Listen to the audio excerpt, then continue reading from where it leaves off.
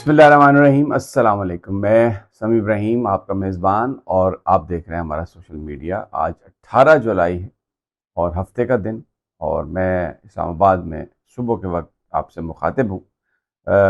मौसम कदरे बेहतर है, बादल कुछ नज़र आ रहे हैं और आज बारिश की पेशीन गोई भी है, तो लगता है कि आज सूरज जो है इतनी ज़्यादा गर्मी शायद ना बरसा सके। खबरनामे पर नज़र डालते हैं, आज की खबरों पर नज़र डालते हैं। वैसे तो वही सूरत हाल है जो मैं हमेशा आपको बताता हूँ, एक डेडलॉक सा है, लेकिन कुछ चीज़ें, एक हमें हरकत नज़र आ रही है। जो एक स्ट्रीट मूवमेंट का ऐलान किया इमरान खान के लिए अलीमा खान साहबा ने, और बताया जा रहा है कि ये जेल के अंदर से ही ये इंस्ट्रक्शन आई और बुशरा बीबी की फैमिली के ज़रिए आई। अगरचे इसका ऑफिशियली कोई इसको एक्नॉलेज नहीं कर रहा, और बुशरा बीबी की जो फैमिली है टाइट लिप्ड है, बिल्कुल कोई बात वो नहीं कर रहा है, लेकिन इस वक्त मुख्तलिफ जगहों पर जो स्ट्रीट मूवमेंट की तैयारियां जो हैं वो शुरू हैं, क्योंकि 5 अगस्त जो इमरान खान साहब का जिस दिन उन्हें गिरफ्तार किया गया था, उस दिन एक भरपूर एहतजाज, अभी तक ये फैसला नहीं हुआ कि वो एहतजाज एक दिन के लिए होगा या पूरी एक तहरीक चलेगी, लेकिन पीटीआई के लोगों ने बहुत सारे जो तहरीक है ये उसका आगाज़ कर दिया। इकबाल अफरीदी ने स्ट्रीट मूवमेंट का ऐलान किया, अपने हलके में नौशहरा तक गए। फिर इसके अलावा खुर्रम ज़ीशान, उन्होंने भी स्ट्रीट मूवमेंट और भरपूर अंदाज में वो निकले बाहर। अच्छा, पंजाब में हम अगर नज़र डालते हैं तो यहाँ पर रावलपिंडी में जो इंसाफ स्टूडेंट फेडरेशन है, उन्होंने मुजाहरा किया, जिसमें बहुत सारे नौजवानों ने शिरकत की। इसके अलावा मुख्तलिफ़ जगहों से मोटरसाइकिल रैलीज़ भी निकाली गई। मुख्तलिफ़ जगहों पर लोग निकले, गलियों में, बाज़ारों में।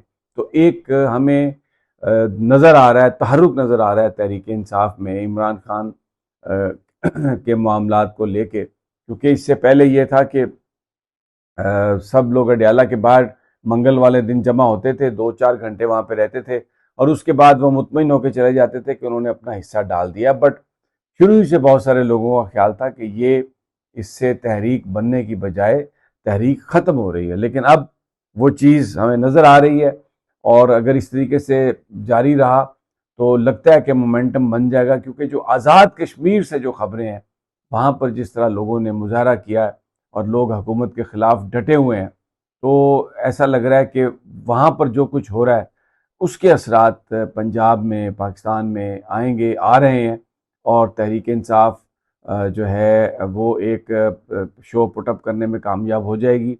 एहतजाज एक मीनिंगफुल एहतजाज।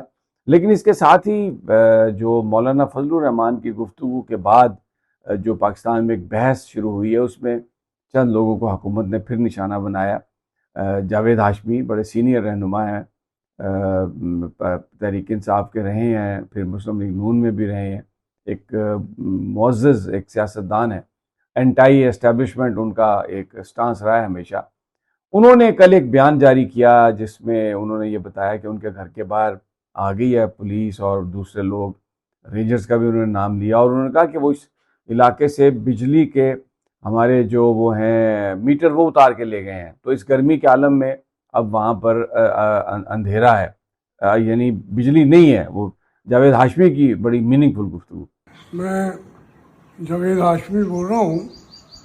इस वक्त मेरे घर पे 30-35 डालों के ज़रिए, जिसमें रेंजर्स भी है, जिसमें एलीट भी है, पुलिस भी है, हमारे घरों के तमाम मीटर, बल्कि अहले मोहल्ला के घरों के भी बिजली मीटर उठा के ले गए। तो अब वो किसी वक्त आ सकते हैं। मैंने अपना सूट केस तैयार कर लिया है, दवाइयाँ हैं नहीं तो वो भी मंगा लूँगा। मैं हाजिर हूँ, जिस वक्त आएंगे मैं अपनी गिरफ्तारी पेश कर दूँगा। अच्छा, फिर उसके बाद जो ताज़ा तरीन आई है कि रात को पुलिस उनके घर दाखिल हो गई, वो भी फुटेजेस हैं, और उस फुटेज में एक कमरे में पुलिस दाखिल हो रही है, उसमें जावेद हाशमी की बहू भी नज़र आ रही हैं, जावेद हाशमी भी नज़र आ रहे हैं, और कोई जनाना पुलिस नज़र नहीं आ रही। तो ये जो एक चादर और चार दीवारी के का तकद्दस की जो बात होती है, वो ये आपके सामने है, ये सारी सिचुएशन। अच्छा, मैंने क्योंकि आज़ाद कश्मीर का जिक्र किया कि वहाँ पर जो एहतजाज है उसके असरात भी पाकिस्तान में अब लग रहा है कि आ रहे हैं। ये मैं आपको एक क्लिप दिखाता हूँ कि किस तरह बंदरबाट पीपल्स पार्टी और नून लीग कर रही है। ये कमर जमान कायरा और फजल करीम चौधरी हैं एक टीवी प्रोग्राम में। तो ये कितनी नशिस्तें इनको अभी पता है, वहाँ पर कैंपेन नहीं कर सकते, वहाँ पर राज सिर्फ अवामी एक्शन कमेटी का है, इंतज़ामिया जा नहीं सकती, वहाँ पर कैंपेन हो नहीं सकती वहाँ पर। लेकिन ये जरा इनकी बात सुने कि ये कैसे नशिस्तों की बंदर बांट कर रहे हैं। हमने कहा था, हमें ये पता होता हमने है इलेक्शन से पहले कहा था कि सर, हमें आईपीपी बिल्कुल ये गवर्नमेंट पता बनाएगी। होता ये है बात नहीं कि है, कौन इशू सी ये पार्टी नहीं है जीत डॉक्टर रही है, कैंडिडेट में कितना दमखम है, जमात में कितना दमखम है, पता लग जाता है। मैं तो आपको सियासी अंदाजे की बुनियाद पे नहीं, अंदाजे और की बात सर्वे नहीं की है। बुनियाद पे मैं आपको सवाल ये ये बता है रहा हूँ कि कि हम 8 सीटें सिर्फ मीरपुर डिवीजन में जीत रहे हैं। ओवरऑल इस वक्त 33 में से 19 सीटें मुस्लिम लीग नून जीत रही है आज की तारीख में, आजाद कश्मीर के अंदर जो सीटें हैं, और कोशिश कर रहे हैं आगामी सुपर 33 ही जीत सकते हैं, इनका तो हक है इनको। लेकिन अब ये सूरत हाल है कि वो जिसे कहते हैं ना कि रोम जल रहा था और नेहरू जो है वो बांसुरी बजा रहा था, तो ये इसी तरह की सूरत हाल है। लेकिन एक और जो ख़तरनाक टेंडेंसी है वो चीज़ ये हुई है कि सरदार तनवीर इलियास, उन्होंने कहा है कि उनके काफिले पर फायरिंग हुई और उनका एक बंदा शहीद हो गया। और आज उन्होंने जो गुफ्तगू की है मीडिया से, उसमें वो कश्मीर के अंदर एक फ़ौजी एक्शन का मुतालबा कर रहे हैं। अब तहरीक इस्तेकाम पाकिस्तान के वो सरबराह बनाए गए और ये अलीम खान की जमात है। ये इमरान खान को जब यानी उसकी पार्टी को ख़त्म करने के लिए ज़बरदस्ती जब प्रेस कॉन्फ्रेंस का सिलसिला शुरू हुआ था, तो तब ये तहरीक इस्तेकाम पार्टी बनी थी जहांगीर तरीन और अलीम खान ने। और अभी इनको गिलगित बल्तिस्तान के इलेक्शन में दिलवाई गई हैं सीटें, और फिर ये कश्मीर में भी इनकी एंट्री की गई है। अवामी सतह पर इनकी कोई पजीराई नहीं है, कोई वोट नहीं है, ना कोई अलीम खान सियासी लीडर हैं। लेकिन उनकी पार्टी के सरबराह की तरफ से ये मुतालबा कि जी आप एक्शन शुरू करें, और वो एक कश्मीरी हैं, तो इससे जो बहुत सारे लोग कहते हैं कि ये कोई अच्छा शगुन नहीं है, इससे जो हवाएं हैं, इससे जो मैसेज आ रहा है वो अच्छा नहीं है। और ये अगर फौज का या किसी का सिक्योरिटी का अगर ऑपरेशन, हालांकि इसका कोई इम्कान अभी तक नज़र नहीं आ रहा, लेकिन बहरहाल कुछ लोग ये कह रहे हैं कि ये चीज़ अगर इस तरह से की गई तो ये इसके जो असरात हैं वो बहुत बुरे निकलेंगे और ये बेहतर नहीं होगा। अच्छा, अब ये जो सारी बात है इनकी सरदार तनवीर इलियास की, कि ये इसको अवाम जो है वहाँ पर उन्होंने मुकम्मल तौर पे इसको रिजेक्ट किया। बिलावल भुट्टो को बड़ा जलसा नहीं कर सके। नवाज शरीफ साहब की बात है कि जी उन्होंने जाना है, जाएंगे क्या करेंगे इसका नहीं पता। लेकिन जो सूरत हाल है वो वैसे कशीदा है, बलूचिस्तान के अंदर भी अगर आप देखें तो वैसे कशीदा है। अब मैं आपको ये अलीम खान साहब की मैं बात कर रहा था, तो मैं आपको इनका प्रोटोकॉल दिखाता हूँ। ये देखें, इनकी एक वो है, लैंड में भी बड़ा इनका बिजनेस है, हाउसिंग सोसाइटीज़ हैं और बड़े उन पर इल्ज़ामात भी हैं। ये इनके गार्ड जो हैं, क्योंकि ये वफाकी वज़ीर भी हैं, वॉकी टॉकी भी है इनके पास, गार्ड्स के पास, और ये जैसे ही निकलते हैं देखें सड़कों पर ट्रैफिक ये खुद ब खुद बंद करवा देते हैं। अब ये प्रोटोकॉल पंजाब हुकूमत तो मना कर चुकी है कि ऐसा, बज़ाहिर तो वो कहते हैं कोई प्रोटोकॉल नहीं है, लेकिन ये आप देखें, इससे आपको बड़ा एक ये अजीब सा है सारा कम्बिनेशन, सरदार तनवीर और अलीम खान, गिलगित बल्तिस्तान और फिर कश्मीर में एक्शन की बातें। ये एक कोई बहुत सारे लोग जिनसे मेरी बात हुई है जो सियासी मंजरनामा समझने की कोशिश कर रहे हैं, वो कह रहे हैं कि ये कोई बेहतर काम नहीं है।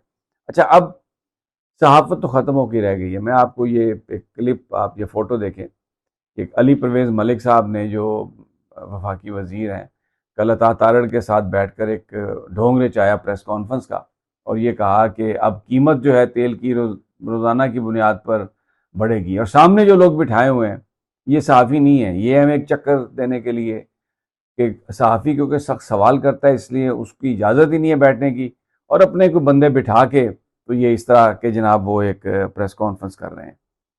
और एक्चुअल जो सूरत हाल है पंजाब की, वो मैं उसका थोड़ा सा आपको, ज़रा बड़ा सूबा है, किस तरह मजाक उड़ाया जा रहा है। ये मशरकी पंजाब जो इंडियन पंजाब है उसके वज़ीर आला की गुफ्तगू है। वो कह रहे हैं कि हमने तो 1100 करोड़ में एक थर्मल पार ख़रीदा है, प्लांट। और उधर खबरें आ रही हैं कि मरियम नवाज ने तो वहाँ पर एक जहाज़ खरीद लिया। ज़रा उनकी ये गुफ्तगू देख लें आप। पाकिस्तान तक गल्लां ਹੁੰਦੀਆਂ ਦੀਆਂ ਬੜੀਆਂ ਵੀਡੀਓ ਮੇਰੇ ਕੋਲੇ ਆਈਆਂ ਕਿ ਅਸੀਂ 1100 ਕਰੋੜ ਰੁਪਏ ਦਾ ਥਰਮਲ ਪਲਾਂਟ ਖਰੀਦਿਆ। ਉੱਥੇ ਪਾਕਿਸਤਾਨ ਦਾ ਜਿਹੜਾ ਪੰਜਾਬ ਹੈ ਉਹਨਾਂ ਦੀ ਮੁੱਖ ਮੰਤਰੀ ਨੇ 1100 ਕਰੋੜ ਰੁਪਏ ਦਾ ਜਹਾਜ਼ ਖਰੀਦਿਆ। ਕਹਿੰਦੇ ਦੇਖੋ ਜੀ ਫਾਇਦਾ ਕਿਹਨੂੰ ਹੋਇਆ, ਦੇਖੋ ਆ ਫਰਕ है। ये ਉੱਥੇ मेरे को वीडियो आई ने काफ़ी। अब सूरत हाल ये है कि ये मैं आपको फुटेज दिखा रहा हूँ, ये डेरा गाजी खान की एक जगह है जहाँ पर जानवर और इंसान मिलकर एक ही तालाब से पानी पीते हैं। ये जिसकी तरक्की के और कि ये लिया है, ये बखर है, तस्वीरें छाप देते हैं फ़ोटो लगा के, पूरी तरह उसको वो करके फ़ोटोशॉप करके और टिकटॉक करके, तो ये पंजाब की एक तरक्की की पिक्चर पेश करते हैं। अच्छा, अभी ये देखें, साफ़ सुथरा पंजाब के नाम पर इन्होंने बहुत सारे लोगों को हायर किया, तनख्वाहें नहीं उनकी दे रहे हैं, अपने जहाज़ों के लिए पैसे हैं, अपने अल्ले तल्लों के लिए पैसे हैं। लेकिन ये देखें, तो गरीब आदमी का जो पाकिस्तान है, ये मैंने खबरें वो शामिल की हैं, मैं उन मौज़ूआत पर बात कर रहा हूँ जिन पर ये बात नहीं करता मीडिया।